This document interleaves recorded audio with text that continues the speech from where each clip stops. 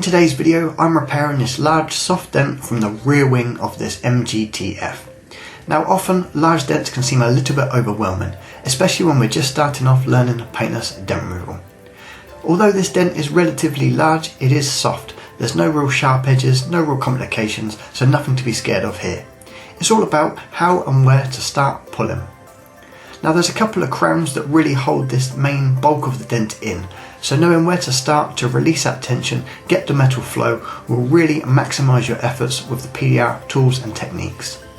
So I begin by warming up my panel and also warming up my cold glue. I'm going to start this repair at the very top edge, kind of the deepest point. The yellow line indicates the crease line, the deepest part of my dent, and then the green lines either side are my crowns. So applying my glue tab with just that slight twist in motion really helps the glue adhere to the panel, and a couple of light taps before giving it a few harder pulls to release some of that tension. Now what I'm looking to do is take these crowns and bring that metal flow inwards, and that's effectively going to make the majority of this dent pop out. So as you can see, relatively quickly we've taken it from a large dent to a much more manageable smaller dent. Now with this particular repair, there's about 3 or 4 little parking dents that run along the rear wing. Now these are separate to the large dent damage, but I want to really clean the whole panel up. So using this little hockey stick bar, I'm able to gain access through an inside interior hole into the panel, and that really gives me access to the upper section of the wings.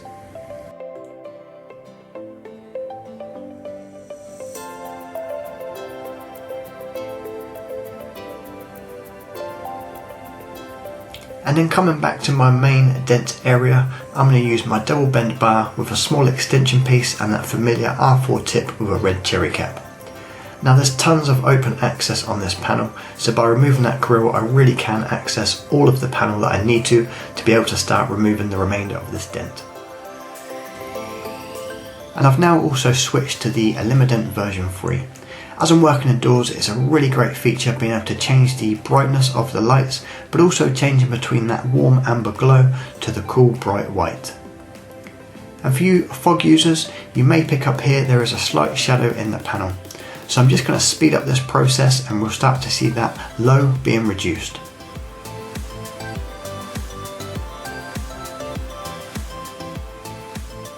And then for us line board users, here's another angle of that same process, and again just working myself down that low section, bringing it all back up until the lines read true.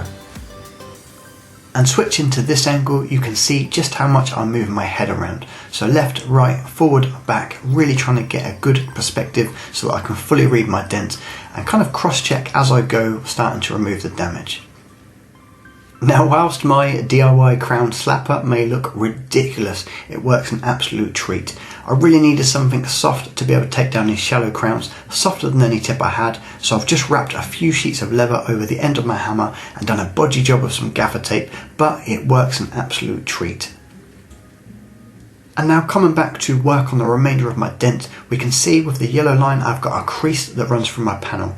Now I've tilted my line board so a slight kind of 45-degree angle creates this S-shape or lightning strike bolt through my reflection.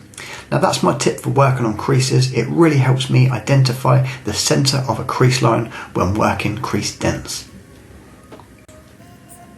And I'll just speed up this section so we can see that process again in just working on the panel until those lines read true.